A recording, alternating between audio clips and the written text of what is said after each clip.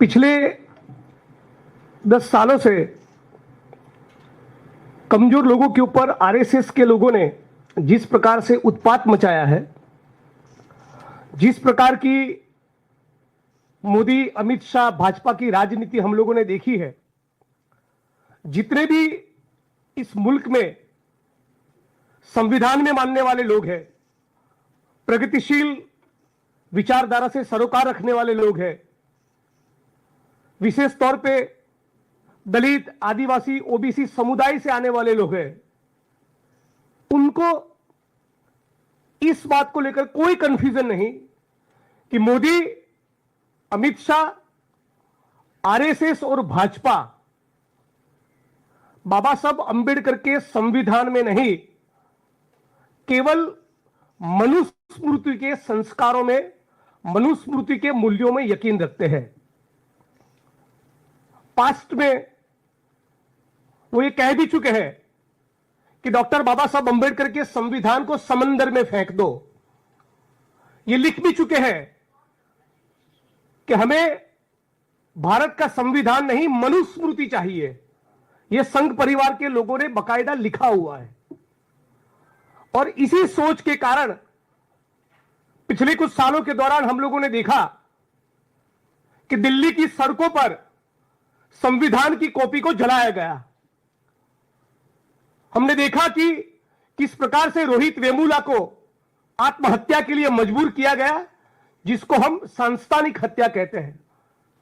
हमने देखा कि किस प्रकार से बलात्कार का शिकार बनी हाथरस की बेटी का शव अंतिम दर्शन के लिए उसके परिवारजनों को नसीब नहीं हुआ। हम लोगों ने देखा कि किस प्रकार से गुजरात के ऊना में गाड़ी के साथ बांधकर 4 दलित युवकों को तब तक पीटा कि जब तक उनका चमड़ी न उतर जाए। नक्सलाइट बोल के भीमा कोरेगांव के केस में प्रतिबद्ध, कमिटेड, कर्मठ आंबेडकराइट्स को 3-3 साल तक जेलों में डाला। मोदी जी के खिलाफ एक ट्वीट करने पर गुजरात से आसाम 2500 किलोमीटर की जेल में डालकर महिला पुलिस को मेरे बगल में बिठाकर मॉलेस्टेशन का फर्जी केस करवाया। अंबेडकर नामा चलाने वाले प्रोफेसर रतनलाल जैसे साथियों के ऊपर भी फर्जी मुकदमे हुए। इसी सोच के कारण पार्लियामेंट के मंच से अमित शाह ने भी कहा कि अंबेडकर अंबेडकर अंबेडकर करना आजकल फैशन बन गया है। मानो एक बहुत ही डीप रूटेड कोई घृणा हो, नफरत हो, उस प्रकार के भाव और टोन के साथ अमित शाह ने बाबा साहब अंबेडकर के लिए इस प्रकार के शब्दों का प्रयोग किया था। मतलब कि यह दिखाता है कि उनकी रगों में सिंदूर हो न हो, इन संघी भाजपाइयों की रगों में मनुस्मृति की धारा जरूर बहती है। और यही कारण है कि हम देखते हैं कि बिहार में 11 साल की दलित समाज की बेटी पर बलात्कार होता है। चाकू से उसके गले काटने की, उसके अंगों को काटने की कोशिश होती है। वो जीवन मरण के बीच में तड़प रही है और फिर भी उसको एक बेड नसीब नहीं होता। 5 घंटे तक उसको एम्बुलेंस में बैठे रहना पड़ता है। उसी प्रकार गुजरात के अमरेली जिले में 10 दिन पहले की घटना है। 19 साल के दलित समाज के नीलेश राठौड़ को दौड़ा कर सड़क पे भर चौराहे जातिवादी लोग हाथ में कुल्हाड़ी, डंडे, पाइप, स्टिक्स लेकर दिन दहाड़े उसकी हत्या कर देते हैं। इसी गुजरात के पाटन जिले में उसी हफ्ते में 60-65 साल के दलित समाज के इस बुजुर्ग को इस प्रकार से जिंदा जला दिया जाता है। ये उसकी तस्वीर है। और इन तमाम घटनाओं को लेकर आज आपके बीच में दिल्ली इसलिए आया हूं कि 7-8 साल पहले जब ऊना की घटना हुई, तब मोदी जी ने कहा था कि मारना है तो मुझे मारो। बड़े नाटकीय अंदाज में कहा था कि मारना है तो मुझे मारो, मेरे दलित भाइयों को मत मारो। आज 8 साल हो गए, भारत के एक एक कोने में, चाहे वो बिहार हो, राजस्थान हो, यूपी हो, मध्य प्रदेश हो या गुजरात हो, जहां से वो आते हैं, एक एक कोने पे दलित बहनों के ऊपर, माताओं के ऊपर बलात्कार चालू है, हत्याएं चालू है, उत्पीड़न चालू है, नाली में उतरकर सफाई कर्मियों का गटर में मरना चालू है, छुआछूत जिंदा है, मैनुअल स्केवेंजिंग जिंदा है। तो मोदी जी से सवाल पूछना चाहते कि आपने तो कहा था कि मारना है तो मुझे मारो, मेरे दलित भाइयों पर मत मारो। तो बिहार में, राजस्थान में, यूपी में, पूरे मुल्क में, गुजरात में ये एट्रोसिटीज की जाति के नाम पर, आदिवासियों पर, दलितों के ऊपर जो हिंसा हो रही है, डीएनटीज और मुसलमान पर जो हिंसा हो रही है, वो हिंसा रुकने का नाम क्यों नहीं ले रही? मैं देखा है, लंबे अरसे से सार्वजनिक जीवन में हूं। मोदी जी जब गुजरात के सीएम थे तब, उनके बाद आनंदीबेन पटेल गुजरात की सीएम बनी, विजय रूपाणी साहब गुजरात के सीएम बने, अभी भूपेंद्र पटेल गुजरात के सीएम है। एक भी गुजरात के मुख्यमंत्री को, गुजरात के गृह मंत्री को किसी भी उत्पीड़न के मामले में, जिनके घर किसी बेटी के ऊपर बलात्कार हुआ है, जिनके परिवार के किसी सदस्य का जाति के कारण जातिवादी हिंसा में मर्डर कर गया, हत्या हो गई, ऐसे एक भी परिवार का विजिट पिछले 25 सालों में ऊना को छोड़कर गुजरात के एक भी होम मिनिस्टर ने, एक भी मुख्यमंत्री ने पिछले 25 साल में कभी नहीं किया। यहां तक कि वो संवेदना का ट्वीट करने को तैयार नहीं, न पीड़ित के आंसू पोंछने को तैयार है, न उनको वो आश्वस्त करना चाहते, गारंटी देना चाहते कि आपको न्याय मिलेगा। हद तो यह है, इन सालों के दौरान जब मैं जर्नलिज्म में था 2004-5, तब से लेके अब तक 20 साल में किसी भी गुजरात के डीजी को, होम सेक्रेटरी को, सोशल जस्टिस वेलफेयर डिपार्टमेंट के सेक्रेटरी को, सोशल जस्टिस वेलफेयर डिपार्टमेंट के मंत्री को, चीफ सेक्रेटरी को, सीएम को, किसी भी नेता को, बड़े अफसरों को अत्याचार, एट्रोसिटीज का शिकार आदिवासी और दलितों के आंसू पोंछते हुए मैंने तो 20 साल में नहीं देखा। मतलब कि एक प्रकार से गुजरात में विशेष तौर पे भाजपा सरकार का ऐसा रवैया है कि you die we don't care, आप मरते रहो, आपके ऊपर बलात्कार होते रहे, आपके घर तोड़े जाए, आपकी जमीनों को एंक्रोच किया जाए, आप नाली में सड़कर मरते रहो, आपके खून होते रहे, आपको जिंदा जलाया जाए, हमारे पेट का पानी नहीं हिलता। इस प्रकार का गुजरात की भाजपा सरकार का एटीट्यूड है। रेट ऑफ कन्विक्शन, राष्ट्रीय स्तर के आंकड़े देखे, एट्रोसिटीज के मामले में रेट ऑफ कन्विक्शन 30 से 35% है, लेकिन गुजरात जिसको मॉडल स्टेट बनाया, मॉडल स्टेट बताया गया, उस मॉडल स्टेट में रेट ऑफ कन्विक्शन एट्रोसिटीज के मामले में केवल 3 से 5% है। यानी दलितों के ऊपर बलात्कार करने वाले, सेक्सुअली अब्यूज करने वाले दलित बहनों को, आदिवासी बहनों को, दलितों के साथ हिंसा करने वाले, मर्डर करने वाले 100 में से 95% लोग छूट जाते हैं, जेल की सलाखों के पीछे नहीं जाते, उनका बाल भी बांका नहीं होता। इतना लो रेट ऑफ कन्विक्शन होने के बावजूद गुजरात में जो एट्रोसिटीज एक्ट में लिखा है उसके मुताबिक ज्यादातर स्पेशली डेजिग्नेटेड कोर्ट ही नहीं है।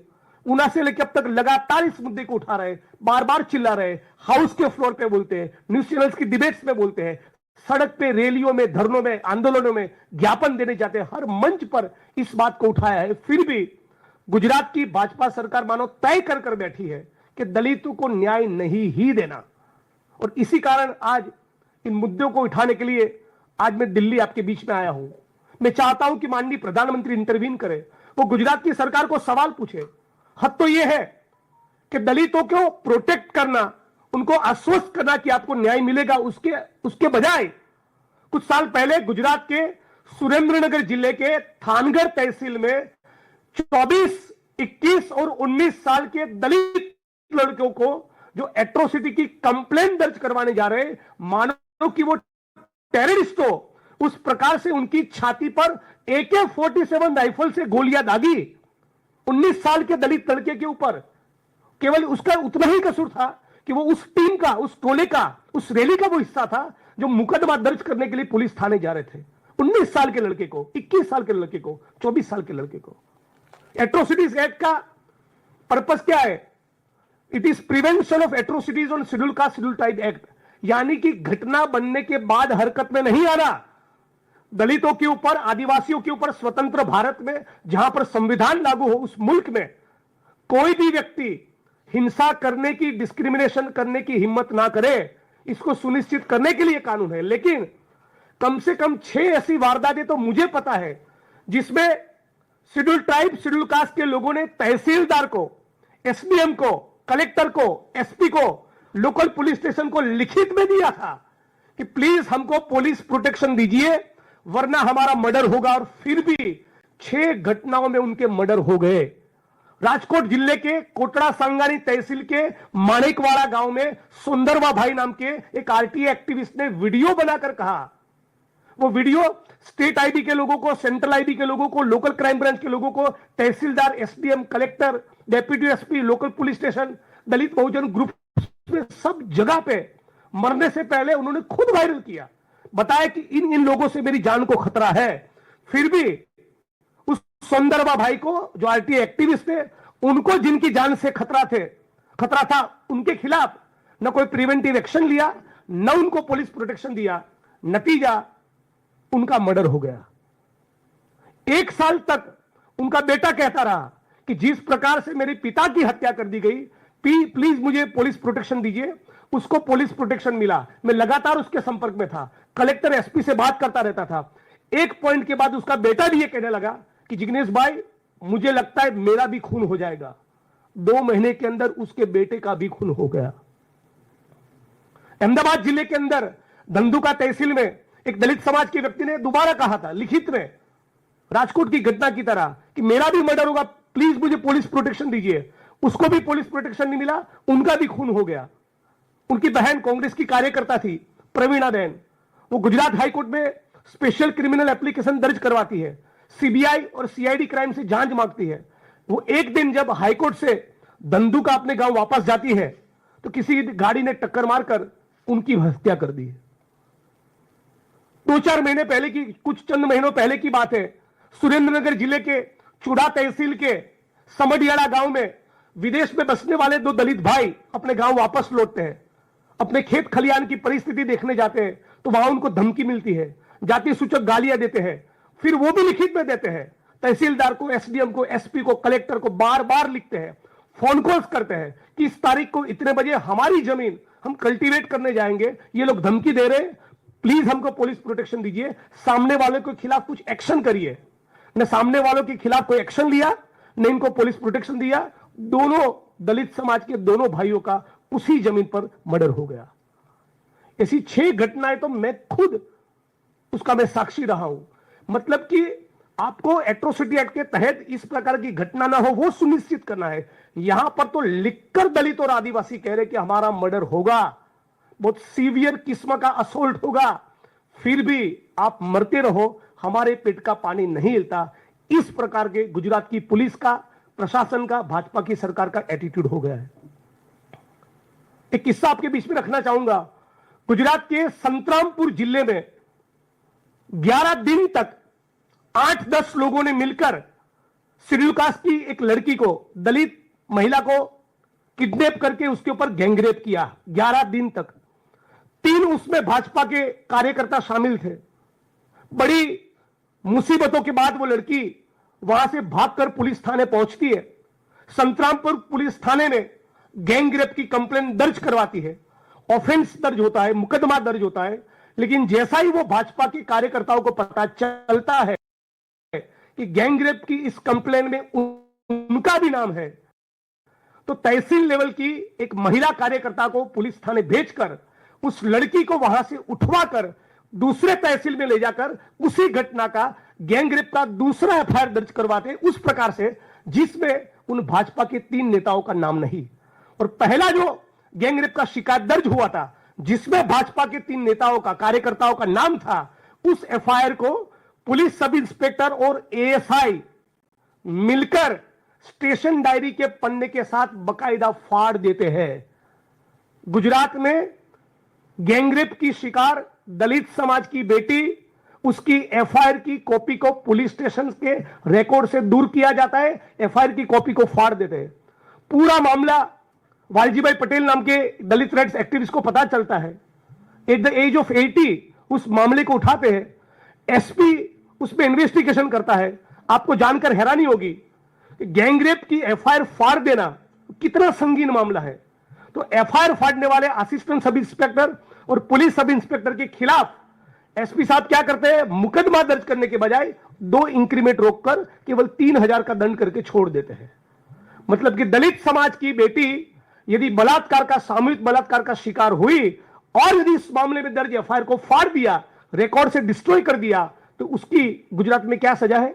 केवल 3,000 रुपए का दंड।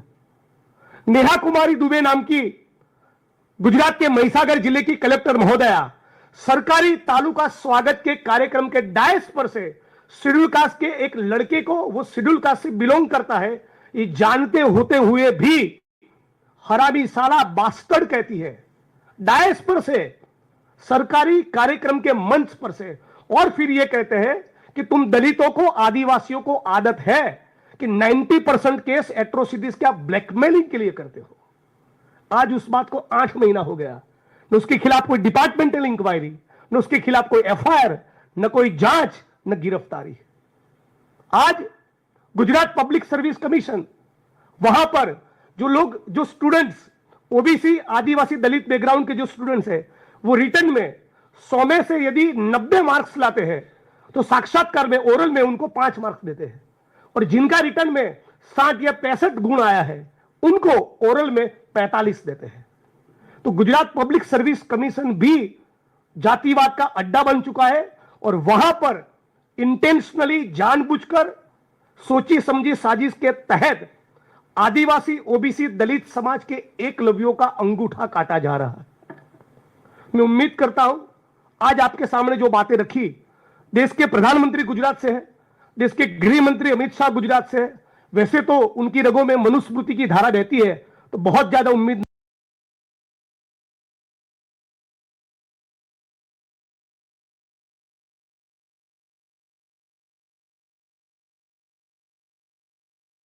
नहीं है, लेकिन फिर भी उनको कहना चाहूंगा कि कृपया गुजरात की सरकार से संवाद करें।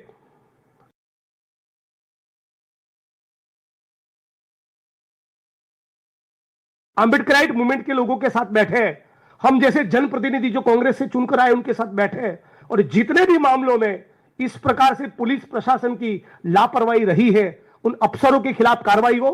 गुजरात की भाजपा सरकार को बोला जाए कि दलितों के उत्पीड़न के मामले में मुंह खोले। आखिरी में यह कहना चाहूंगा कि मुख्यमंत्री गुजरात के अपने आप को मृदु कहते हैं, सॉफ्ट स्पोकन कहते हैं। दलितों के साथ उनको बैठना तो नहीं है, लेकिन राजकोट जिले के गोंडल तहसील में दलित समाज के 22 साल के युवक को नग्न करके, उसका वीडियो बनाकर किडनैप करके उसको पीटा, तो जो पीड़ित है उसके घर अपनी संवेदना व्यक्त करने के लिए मुख्यमंत्री नहीं गए, लेकिन जो अक्यूज है, जिसने दलित समाज के व्यक्ति को किडनैप करके, नग्न करके घुमाया, उसका वीडियो बनाया, उसके वहां एक फंक्शन में सेलिब्रेशन के लिए गुजरात के मुख्यमंत्री जाते हैं। तो यह है उनके सबके साथ सबके विकास की सच्चाई। आने वाले दिनों में अगस्त सितंबर में इन सारे एट्रोसिटीज के मामलों को लेकर जीपीएससी में जिस प्रकार से आदिवासी, ओबीसी, दलित स्टूडेंट्स के एकलव्यों का जो अंगूठा काटने का पूरा जो ये षड्यंत्र चल रहा है, उनके खिलाफ एक बहुत बड़ा मोर्चा गुजरात में हम लोग प्लान कर रहे हैं। तो ये बात आपके बीच में रखनी थी।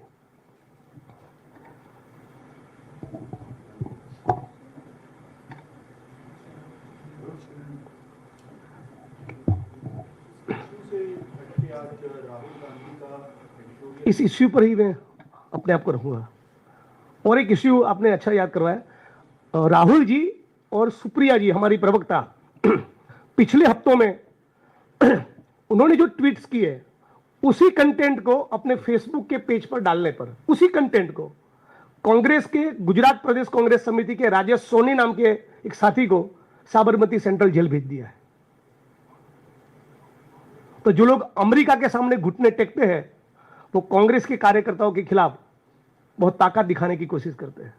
ये मेरे साथ भी हुआ था। एक ट्वीट किया मैंने मोदी जी को लेकर, और जैसा कि आप जानते हैं 2500 किलोमीटर दूर आसाम की जेल पे भेज दिया।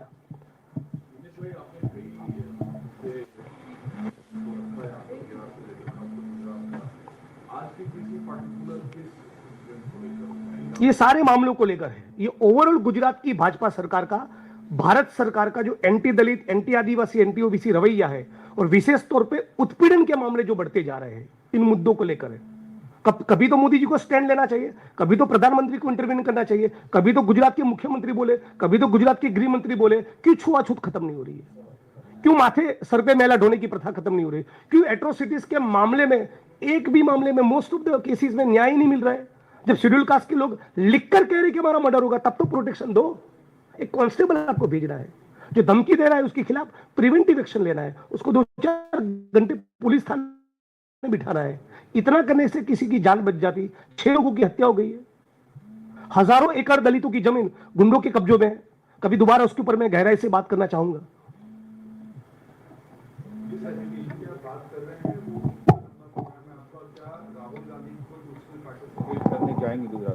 वो तो बात करेंगे पार्टी के लेवल पे, लेकिन हम लोग इस मुद्दे पर लगातार, आप जानते हैं कि मैं लिखता रहता हूं, लड़ता रहता हूं, बोलता रहता हूं।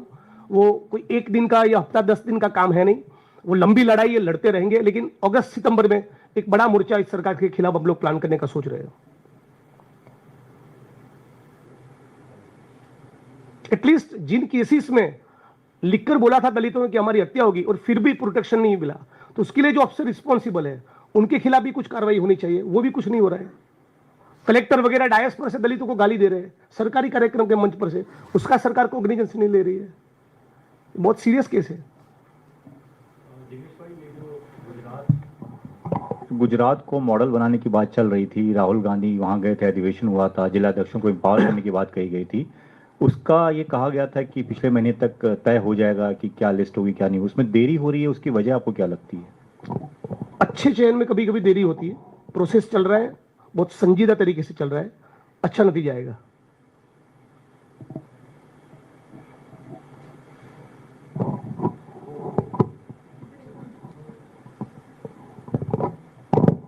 सर, तेलंगाना के कांग्रेस चीफ ने माओस के बारे में बात करी और कहा है कि उनसे पीस टॉक्स रखने चाहिए, to which the BJP has strongly reacted. तो क्या आप इस स्टेटमेंट से सहमत हैं और क्या आपका बयान क्या रहेगा इस पर? मैं भी इस पर कोई कमेंट नहीं करूंगा। कुछ सवाल पवन खेरा जी के लिए छोड़ दीजिए।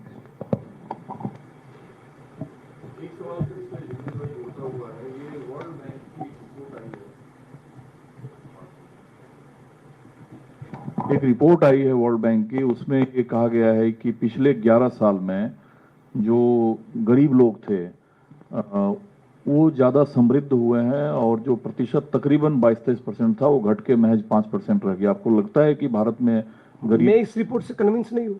100 में से 40-45 बच्चे आज भी कुपोषित हैं। 100 में से 50-55 बहनें आज भी एनीमिक है। हजारों लाख स्टूडेंट्स, बेरोजगार युवा किसान सुसाइड कर रहे हैं। समृद्धि हुई, करोड़ों लोग राशन पर, सरकारी राशन पर निर्भर है। एक किसान की, केवल किसानी की आज आय 27 रुपये है एक दिन की। किसान परिवार की इनकम 10,200 रुपये है। एक सवाल और, राहुल गांधी ने आज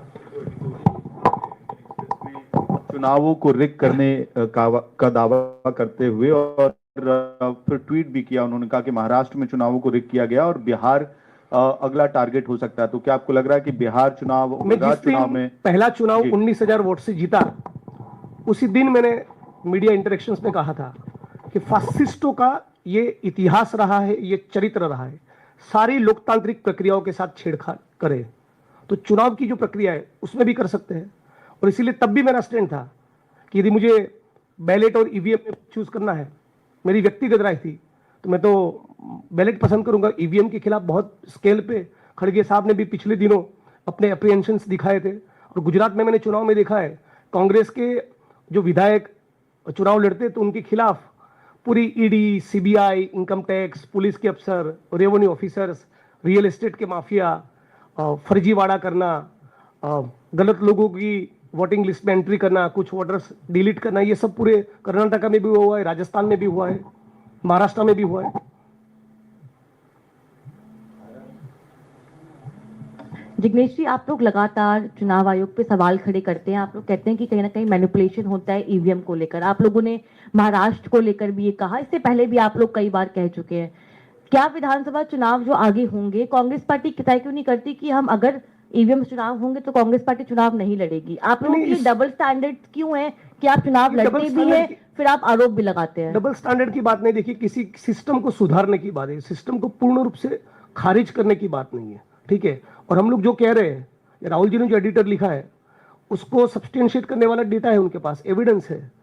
बहुत से मामलों में धांधली हुई है, कुछ कुछ जगहों पर, यदि मैं गलत नहीं तो महाराष्ट्र में तो 12, 16, 15 साल के युवक युवतियों को भी वोटर के तौर पे दर्शाया, उन्होंने वोटिंग किया, ऐसा भी किसी के पास लिस्ट मैंने सोशल मीडिया में देखा है।